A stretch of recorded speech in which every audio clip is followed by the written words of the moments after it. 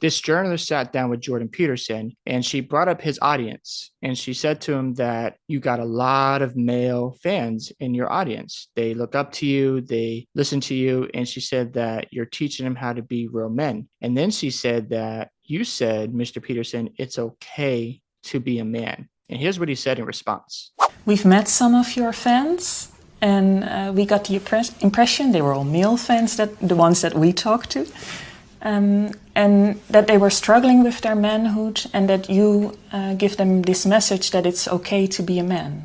It's not okay. It's necessary. What the hell are we going to do without men? You look around the city here, you see all these buildings go up. These men, they're doing impossible things. They're under the streets, working on the sewers. They're up on the power lines in the storms and the rain. They're keeping this impossible infrastructure functioning, this thing that works in a miraculous manner.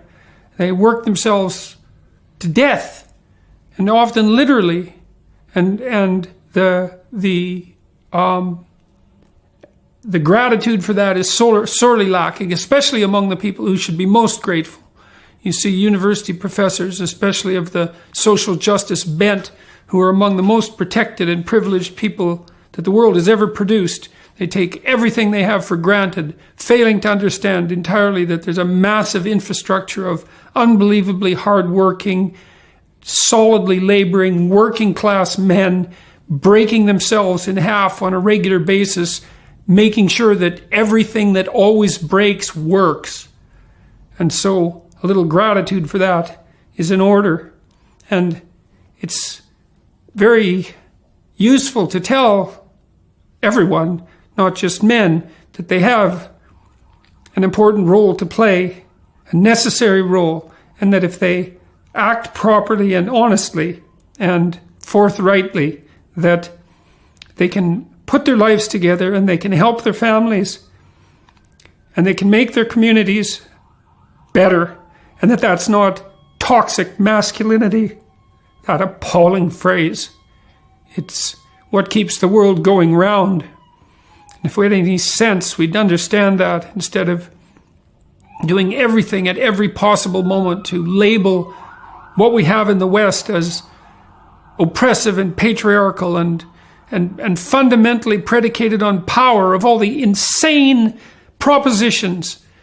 As you can see there, he wasn't too thrilled with it's okay to be a man. No, it's necessary to be a man. The reason why is we have a lot to contribute. We can do things that women can't do. No disrespect to women. Women can do things that men can't do. It's just in our DNAs. We have different genetics. We operate differently. We think differently, right? There's nothing wrong with that. It doesn't make anyone sexist. It just makes us different. And we should embrace those differences. We should support our differences, right? And I think in our society, what I see a lot of times is in Hollywood, in movies and TV shows, men are frowned upon. Men are looked down upon. They're not seen as the leaders. They're not seen as the people who can actually be the men they're capable of being. They're just looked at as the guy who's in the house and everyone's disrespecting. And you see that in our society. You see it played out. When a man has an opinion, when he has strength or bravado, or he just shows confidence, it's like, what are you doing? You're being toxic. You're no good to our society. And toxic masculinity is just a wrong approach. I don't agree with everything they're saying. In fact, let me pull up one of the articles I found. And when I saw this, I was just blown away.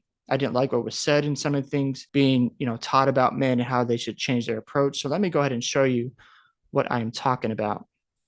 And it's from this article, Healthline. Now, as you can see, common traits of toxic masculinity, they include mental and physical toughness. So think about that.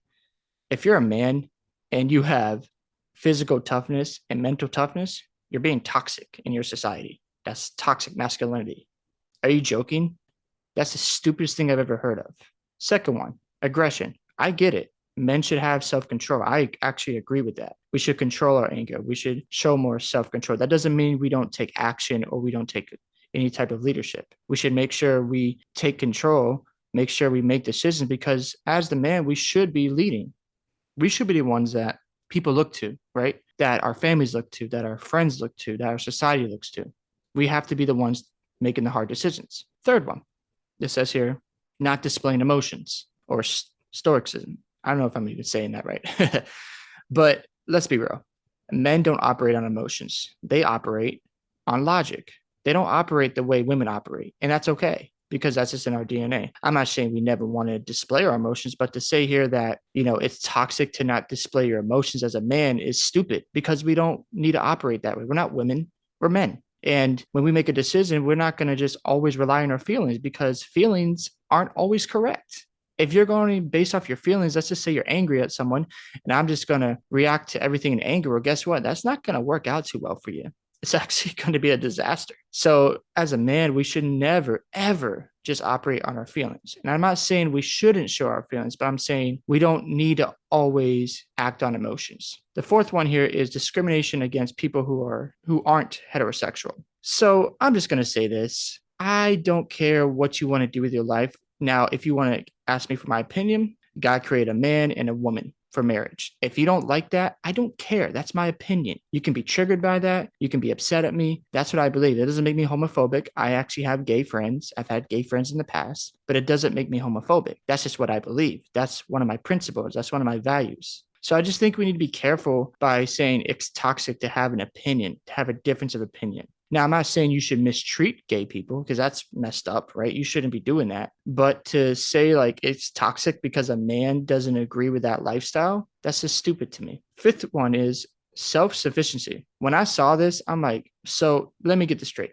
A man who can depend on himself, who can take care of himself, who doesn't need help 24/7 is toxic. That's what you're teaching men is don't be self-sufficient. Really? Being independent is toxic as a man? You see how culture is trying to push different ideas on us? That's not acceptable. I don't agree with that. We should, as men, learn to be self-sufficient. We shouldn't be the ones that are always, and I'm not against reaching out for help, but if we always need help with every single thing we do in life, come on now. We should be independent. We should be able to make our own decisions. We shouldn't have to always need our spouse, always need family members or friends to help us with stuff. And I'm not saying not to seek for help, but I'm saying we have to learn to develop some type of self-sufficiency. So as you can see in this article, some of these traits they're saying is toxic. It looks really stupid. The last one is emotional insensitivity. This one I agree with. We should be sensitive to people's feelings. Now, I'm not saying we have to just completely feel bad for them. And this is where things can get a little tricky with this idea of toxic masculinity. Because if we teach men, hey, you should be more sensitive to everybody, you should be catering to everybody, that can really hurt us. That can really damage us because people will take advantage of it because you have victims in society. So as a man, we should not be listening to toxic masculinity because these ideas here do not help us as men. As you can see here, it says toxic masculinity typically shows up within men and masculine identified folks, but it can be upheld by anyone. So this idea that toxic masculinity is just bad for you, that you shouldn't be mentally or physically tough, that you should just always show your feelings, you shouldn't, hide your feelings because that's being toxic, you shouldn't be self-sufficient. When I see these things, I'm like, are you joking? Are you kidding me? That is beyond dumb. That doesn't help us. It doesn't serve us. It doesn't do anything for a man. All it does is just make us less of a man. And if you don't like that, well, hey, I have an opinion, you have an opinion, and we have every right to share what's on our mind. So if you enjoyed this video, make sure you go ahead and check out my other reaction videos from Jordan Peterson, and I'll catch you on the next one.